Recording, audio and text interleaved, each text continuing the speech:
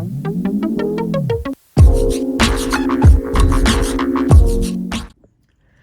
today's bus talk, when are your product ready to press in your C-curve?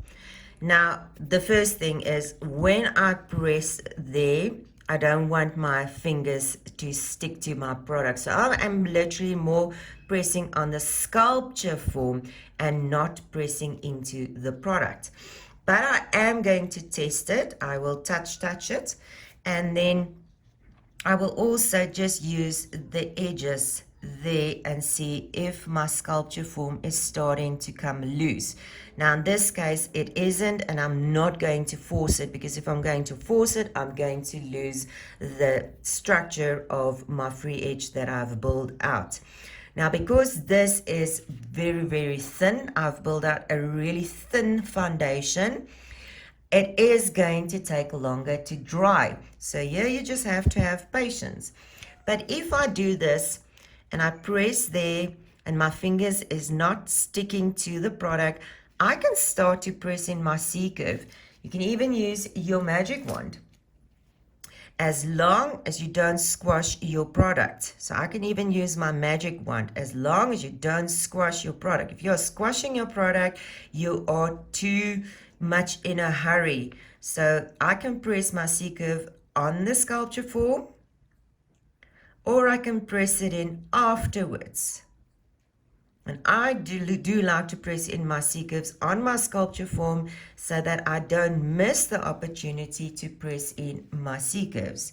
And again, I'm going to check in the front, is it moving? Is it coming loose? So you can see there on the side, it's starting to get loose. And on the side, it's starting to get loose. But I am going to give it a few seconds more. So under normal circumstances, I will build out my free edge with my next finger, come back and check my C-curve on the previous finger. Again, it depends on your speed and also what application you are doing. So again, I'm just loosening it from my sculpture form. And as you will see, I am pressing it to the middle.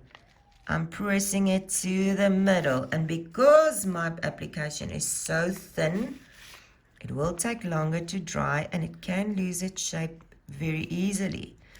So you can actually see that I still have time to press in my C-curve. But in the meantime, I will loosen my sculpture form, press to the middle and remove, and then press in my C-curve again. And remember, when you press in your C-curve, look at it from the front. See that your product is creating that C-curve. And as I said, you can also use your magic wand to really get a good pinch in that nail, because a C-curve gives you strength to that natural nail, or to that extension. Not the natural nail, to that extension.